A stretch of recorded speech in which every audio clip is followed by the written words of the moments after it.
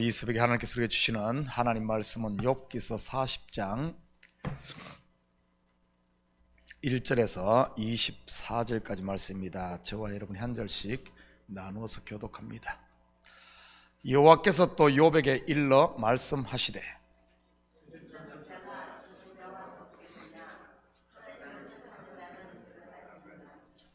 욥이 여호와께 대답하여 이르되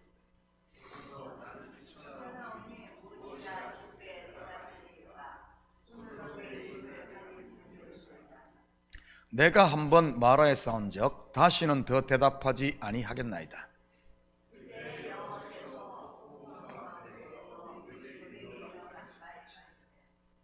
너는 대장부처럼 허리를 묶고 내가 내게 묻겠으니 내게 대답할지니라.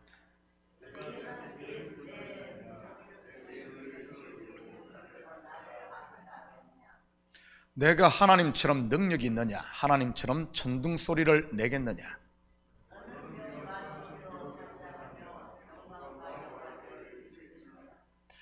너의 넘치는 노를 비우고 교만한 자를 발견하여 모두 낮추되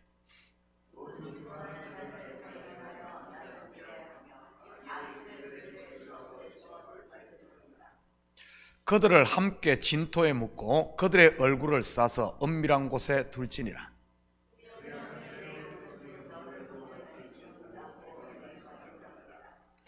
이제 소같이 풀을 먹는 베못을 볼지어다. 내가 너를 지은 것 같이 그것도 지었느니라.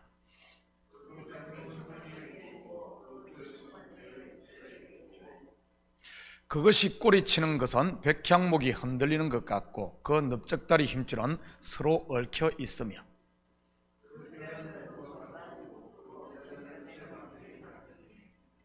그것은 하나님이 만드신 것 중에 어뜸이라. 그것을 지으시니가 자기의 칼을 가져 오기를 바라노라.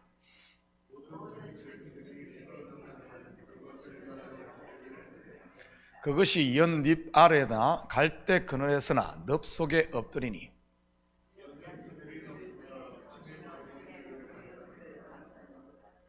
강물이 소용돌이 칠지라도 그것이 놀라지 않고 요단강 물이 쏟아져 그 입으로 들어가도 태연하니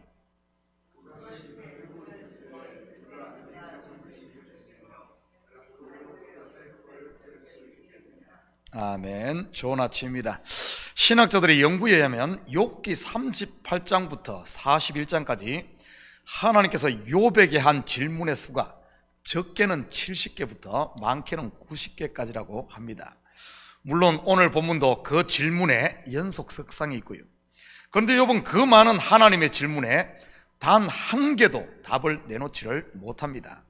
우리가 욥기를 공부해서 알다시피 욥기 3장부터 시작된 욥과 그의 세 친구 사이의 변론이 얼마나 뜨거웠습니까?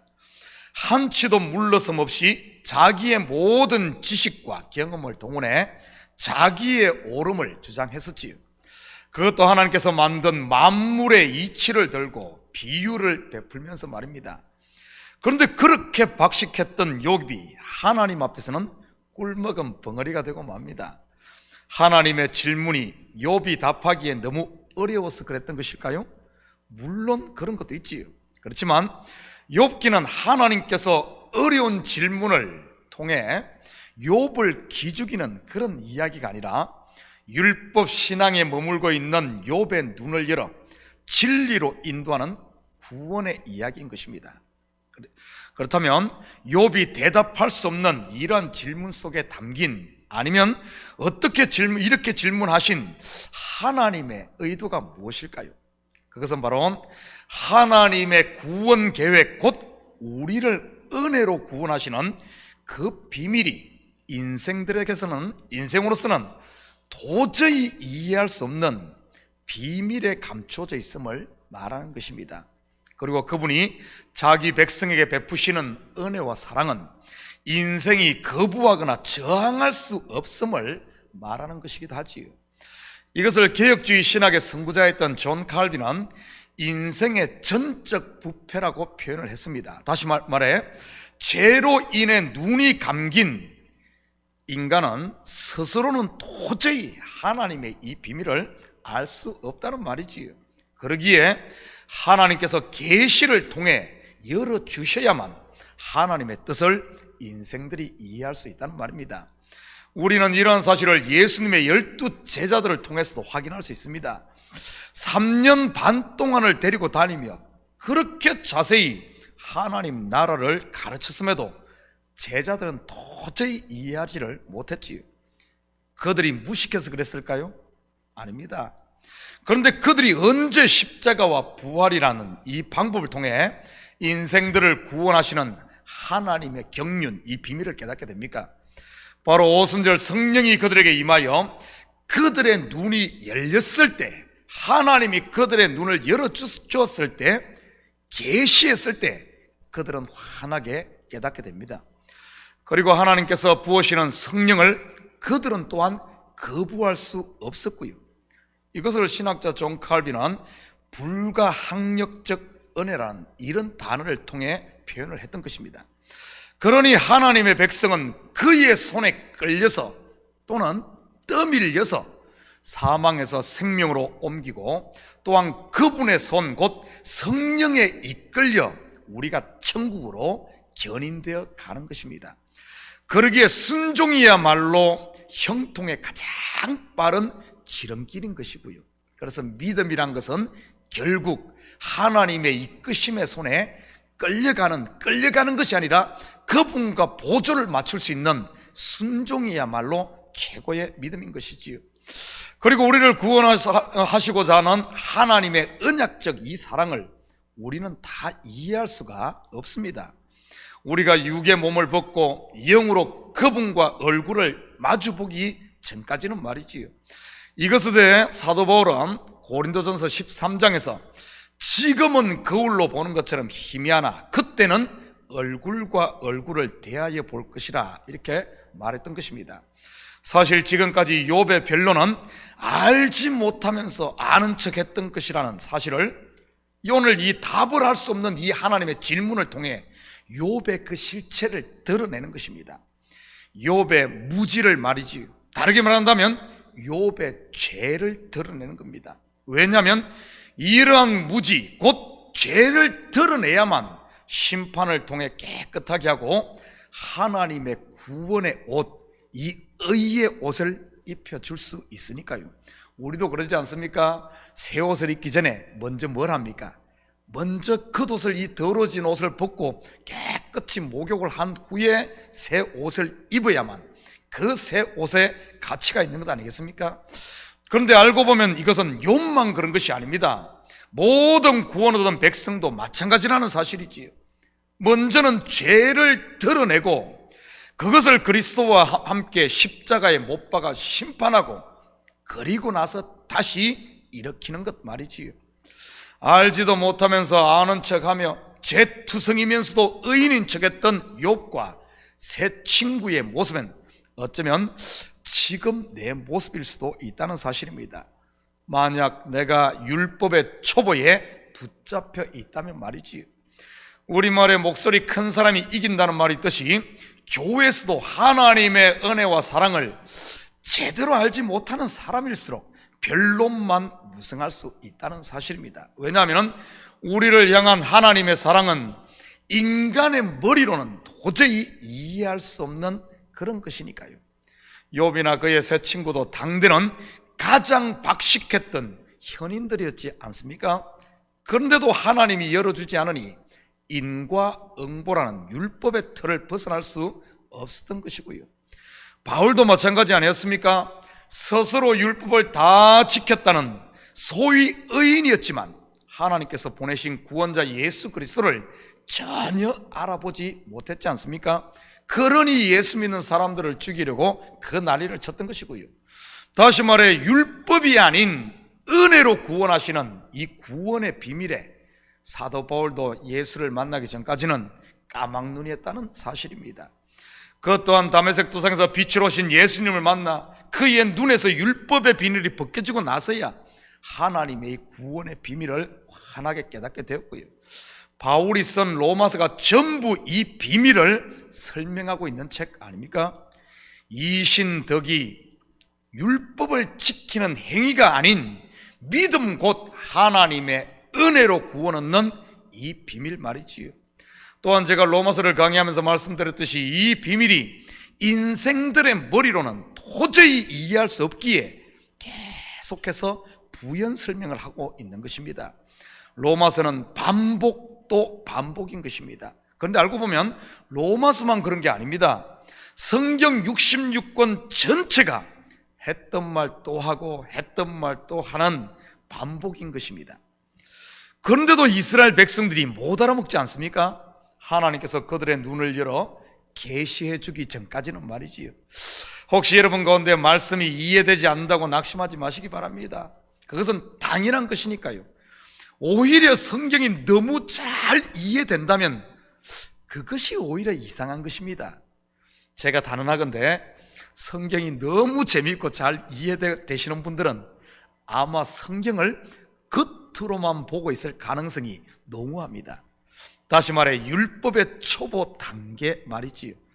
도덕책이나 아니면 성공을 위한 처세술로 성경을 본다는 사실이지요. 그렇다면 성령의 감동, 즉 하나님의 계시의 눈으로 성경을 보게 되면 어쩔까요? 여러분, 성경이 이해되기보다는 오히려 그냥 이해는 되지 않는데 하나님의 그 사랑이 느껴지며 감사와 눈물만 나오게 되는 겁니다. 도저히 이해할 수 없는 그 하나님의 사랑의 말이지요. 욥기 1장에서 욥은 동방 사람 중에 가장 훌륭한 자요 온전한 자라고 저자는 소개를 했었는데, 욥기의 후반부인 오늘 본문 40장에는 하나님은 욥을 터집 잡는 자, 전능자와 다투는 자, 그리고 하나님을 탓하는 자로 부르고 있습니다. 이것은 우리에게 무엇을 말하고 있는 것일까요? 율법은 분명 선하고 거룩한 것입니다. 그렇지만 율법을 그냥 율법으로만 가지고 있으면 결국 그것이 하나님과 다투는 대적자가 되고 만다는 사실입니다. 예를 들어 부모가 자녀에게 장난감 자동차를 사주는 이유는 나중에 진짜 차를 운전하는 데 도움을 주기 위함이 목적인데, 어른이 되어서도 장난감 자동차만 콕 붙들고 고집하고 있다면 어떻게 되겠습니까?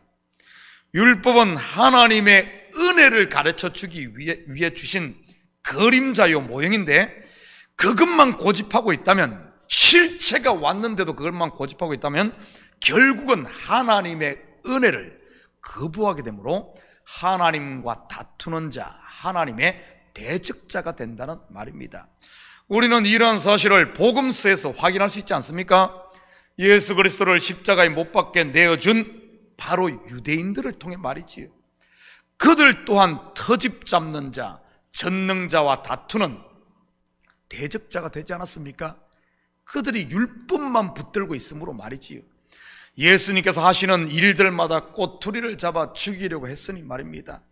오늘 본문에서 자기를 향한 하나님의 이 직설적인 이 말에, 너 서두에서는 온전한 자라 그러고 정말 그렇게 했는데 이제는 쭉 지나고 나서 언제 끝이 가까워졌을 때 욥을 향해 너는 대적자다, 너는 하나님의 터집 잡는 자다, 이런 직설적인 표현을 하자 욥은 점점 자기의 실체를 자각하기 이릅니다. 오늘 3절 4절입니다. 욥이 여호와께 대답하여 이르되 보소서 나는 비쳐나오니 무엇이나 주께 대답하리까? 손으로 내 입을 가릴 뿐이로소이다. 욥의 이 말 속에는 자기의 무지와 죄를 깨닫고 또한 구원이 자기에게 있지 않고 오직 하나님께 있다는 고백이 들어있는 표현입니다.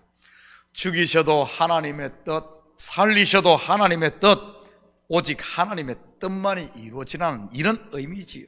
그때 하나님은 다시 폭풍 가운데 욥에게 말씀을 하십니다. 7절입니다. 너는 대장부처럼 허리를 묶고 내가 내게 묻겠으니 내게 대답할지니라. 여기서 대장부처럼 허리를 묶으라는 말의 의미가 무엇일까요? 성경에 보면 하나님께서 허리에 띠를 묶으라고 명령한 부분이 나옵니다. 바로 출애굽을 눈앞에 둔 유월절 그 밤 이스라엘에게 말이지요. 죽음의 천사가 애굽의 장자를 치던 그날 밤 하나님께서는 이스라엘 백성들에게 문설주와 임방의 양의 피를 바르고 온 가족이 양고기를 불에 구워 먹으며 허리에 띠를 묶으라고 명령하시지요. 여기서 허리에 띠를 묶는 행위는 떠날 준비를 하라는 이런 의미입니다. 해방의 날, 구원의 날이 가까웠다는 말이지요. 마찬가지로 욥에게 허리에 띠를 묶으라는 말 또한 이제 너의 구원이 가까웠으니 준비하라는 그런 뜻입니다. 때가 찼다는 말이지요. 욥이 아무 말을 하지 못하고 자기의 무지를 하나님 앞에 고백하며 자기가 죄인임을 하나님 앞에 입으로 고백했을 때 말입니다. 내가 내게 묻겠으니 대답할지니라. 이 말은 정답을 말해보라는 말이 아니라 내가 행할 테니 이제 보라는 그런 말입니다. 사랑하는 성도 여러분, 어둠이 짙을수록 새벽이 가까웠다는 의미요, 사방의 문이 닫힐수록 하늘의 문이 열릴 때가 임박했다는 이 사실을 잊지 마시고, 오늘 하루도 세상의 소망이 끊어진다고 낙심해 주저앉지 마시고 허리에 띠를, 그럴 때일수록 허리에 띠를 묶고 하늘을 바라볼 수 있기를 축복합니다. 왜냐하면 성도에게는 어려움과 환난의 끝자락, 곧 내가 할 수 없다는 바로 그 지점이야말로 바로 은혜 받을 만한 때요, 구원의 날이 임박했기 때문입니다. 이 소망 가지고 오늘도 여러분의 삶의 현장에서 하나님의 구원의 손을 경험하며 사는 오늘도 복된 하루 되시기를 주님의 이름으로 축복합니다. 우리 같이 기도하십시다. 사랑의 아버지 하나님, 참으로 감사드립니다. 맞습니다. 어떻게 하나님의 아버지 하나님 언약적 사랑, 자기 아들을 십자가에 내어주기까지 죄인을 사랑하시는 이 사랑을 우리가 어떻게 이해를 할 수 있겠습니까? 다만 아버지 하나님, 하나님의 이 사랑에 감격하고 눈물 흘릴 뿐입니다. 하나님, 이 새벽 다시 한번 아버지 하나님 이 사랑에 우리의 마음을 활짝 열고 아버지 하나님 참으로 주님의 은혜를 아버지 마음으로 충만하게 받아 우리의 삶의 현장에서 이 사랑과 은혜를 나누며 사는 저희들 되게 하시고, 비록 이 시대 삶이 어렵고 복잡하고 아버지 하나님 아무라도 할지라도 지금이야말로 은혜 받을 때요, 지금이야말로 구원의 날임을 알고 아버지 하나님 주님만을 바라보며 살아갈 수 있는 저희들 될 수 있도록 축복하여 주시옵소서.